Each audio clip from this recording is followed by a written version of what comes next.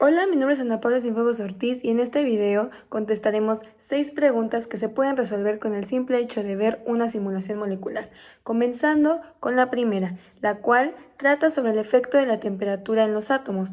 Tenemos que identificar que la temperatura de un sistema material es proporcional a la energía cinética media de sus partículas. Esto quiere decir que a mayor temperatura puede incrementar la velocidad de las partículas, los choques entre ellas e incluso la presión, que esto se verá o se explicará más adelante. De igual manera, la temperatura está relacionada con el punto, bueno, como sabemos, de ebullición y de fusión de las partículas, en donde en esta simulación molecular las identificamos dado a dos componentes de la mezcla, que sería un sólido y un líquido. Una vez mencionado la importancia de la relación que tiene la temperatura de los átomos con los cambios que pueden sufrir los mismos, tenemos que identificar que también la temperatura nos ayuda a ver el cambio de fase en orden ya sea sólido, líquido, gas, y esto lo vamos a identificar con la siguiente simulación, donde identificamos el punto de fusión y el punto de ebullición de las dos partículas que tenemos y vamos a explicar otros fenómenos que se pueden observar en esa misma simulación. Ahora, comenzando con la temperatura de punto de fusión, obtuvimos que para la partícula 1 es de aproximadamente 0.29, el cual es el sólido, la roja, y para la partícula número 2, el cual es el líquido, es de 0.188. Sabemos que la temperatura o punto de fusión es la temperatura más bien a la cual un sólido pasa a un líquido a la presión atmosférica. Durante este proceso de cambio de estado de una sustancia pura, la temperatura se mantiene constante puesto que todo el calor se emplea en el proceso de fusión. En un líquido, si se fijan, el punto de fusión de un líquido del agua se encuentra entre el 0 y 100 grados. ¿Por qué? Porque el 0 es su punto de congelación y el 100 es su punto de ebullición, por lo tanto se encuentra entre este intervalo. Bueno, como pueden observar en el video, este video se grabó a una menor velocidad de frames para poder identificar el movimiento de las partículas, que como podemos observar no es de que sean una velocidad, de que estén a una velocidad, sino simplemente están vibrando.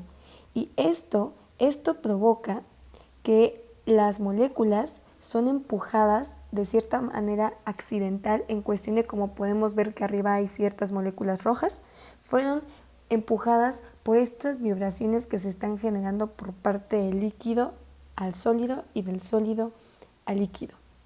No obstante, pese a lo que se mencionó como definición de temperatura de fusión y que claro, el punto puede cambiar al momento de las impurezas y que aquí sí tenemos una temperatura en cuestión de líquido más baja que sólido, pero es por lo mismo de que un sólido pues necesita un poquito más de temperatura para pasar a estado líquido que en cuestión del mismo líquido y que esto se encuentra en el rango que establecimos de agua. Aquí cabe resaltar que se está dando una mezcla heterogénea y que las propiedades coligativas no, como tal no están afectando. Entonces cada molécula tanto hierve a su temperatura como tiene su temperatura o su punto de fusión. Y ahora bien, retomando lo de las vibraciones, esto también pasa y ocurre con la presión de vapor que provoca que se colen de cierta manera estas partículas. Y se explicará a continuación. En el video se puede observar la temperatura de ebullición del líquido. Y si se pueden ver, el sólido está tratando de seguir buscando formar una gota. ¿Por qué? Porque falta temperatura para que éste pueda ebullir, pasar del estado sólido al estado gaseoso, el cual su volatilidad es muchísimo menor que la del líquido. En esta simulación podrán observar cómo ambos componentes ya alcanzaron su temperatura de ebullición. La primera partícula, la roja, como se mostró en el video pasado, fue de 0.945 y la segunda, que es el líquido y la partícula azul, es de 0.46. Aquí las moléculas azules tienen mayor presión de vapor por la volatilidad que estas tienen y hay menor, esto quiere decir que hay menor fuerza intermolecular por lo tanto la mitad de la densidad. Cabe resaltar que a mayor fuerza intermolecular, menor presión de vapor. Aquí también esto quiere decir que el líquido tiene un peso molecular bajo, dado que sería un poco más, lo hace ser más volátil. A lo mejor el soluto aquí se puede inferir que tiene un peso molecular alto. Como podemos ver, la velocidad de las partículas está directamente afectada por la temperatura y aquí el líquido está pasando a su estado gaseoso, provocando estos choques, provocando esta presión parcial que tiene con las paredes. Y aquí es donde vamos a ver que cuando la presión de vapor es igual a la presión de líquido, encontramos ese punto de ebullición. Porque esto quiere decir que la presión, los choques que se dan en la presión de vapor igualan a la presión de líquido. Esto pasa que al aumentar la temperatura habrá más choques, por lo que aumentará la presión de vapor, y en un contenedor cerrado es la presión que ejerce sobre la fase líquida. Entonces, si nosotros tenemos una presión líquida de 25 grados y es una atmósfera, hasta que la presión de vapor llega a una atmósfera, es donde se vamos a encontrar el punto de ebullición que podemos ver aquí. Y cabe resaltar que la presión de vapor se calcula en un sistema cerrado con un volumen variable. Entonces, bueno, aquí finalmente, como conocemos desde que tuvimos química, la temperatura de ebullición es cuando un líquido se vuelve un gas. Mencionada anteriormente sobre las fuerzas intermoleculares la observaremos en esta, donde se incrementó las fuerzas intermoleculares tanto del sólido y el líquido, y vean cómo no es suficiente la temperatura antes mencionada para que éstas tengan su punto de ebullición y pasen a fase de vapor. Entonces tuvimos que incrementar la temperatura hasta aproximadamente 1.8.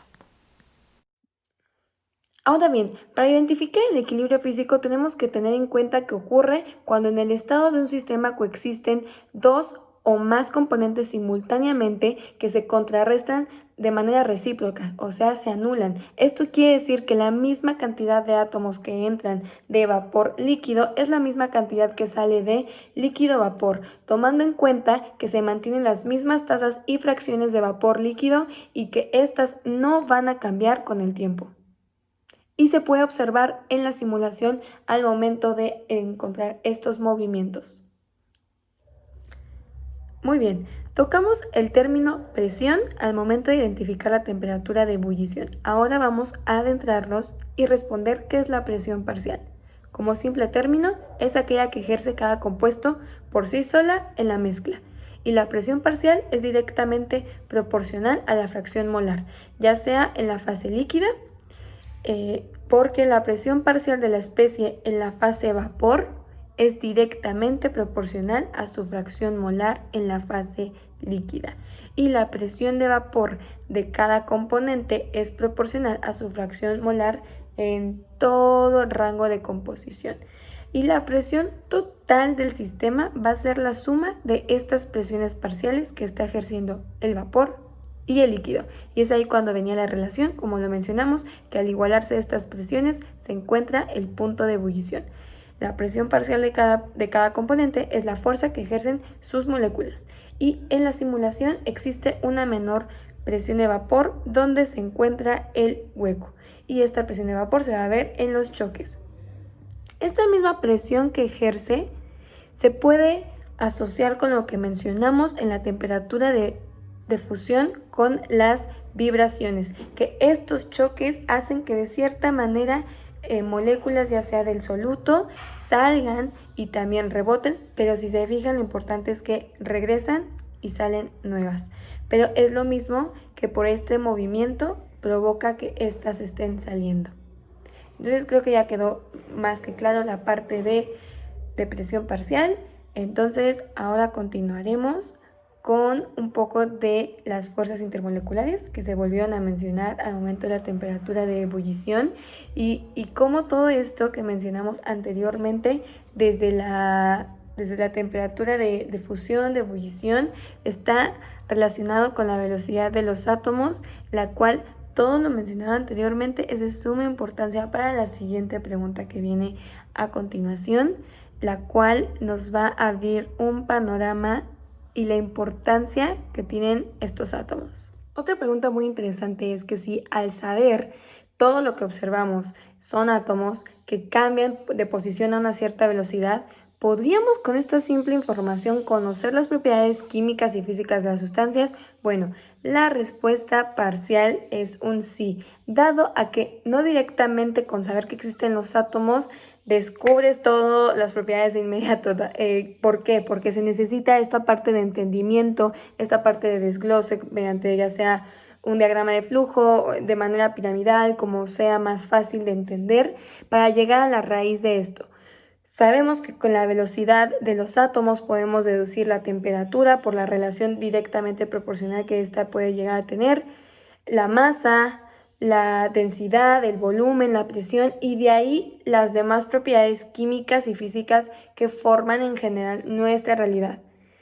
Entonces, sí podemos saber que con los átomos, las posiciones y los tiempos se podría deducir o conocer más bien la mayoría, si no es que casi todas las propiedades de la materia. Sin embargo, a primera instancia no podemos tener la respuesta a todo, sino más bien es parte de este entendimiento en donde veremos que la velocidad de las partículas, de estos átomos, nos va a ayudar mucho de partida para poder relacionarlo con las demás propiedades que mencioné anteriormente.